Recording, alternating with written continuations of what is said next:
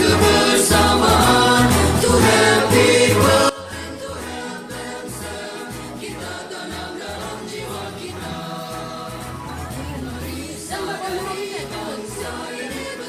Komitmen dan dukungan.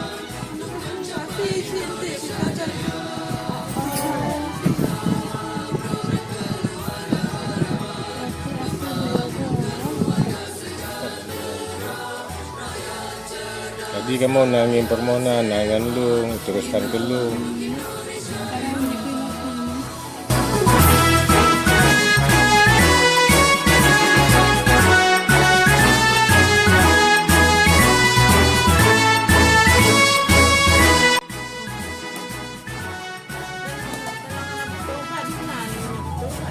Jadi tujuan permohonan apa tujuannya?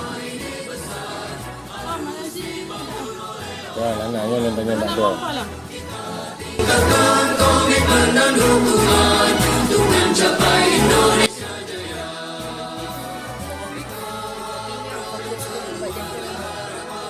Membangun keluarga sejahtera, rakyat cerdas, rakyat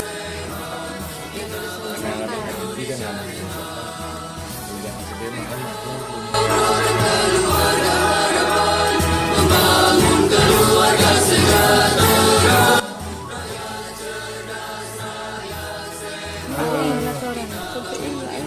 sehat.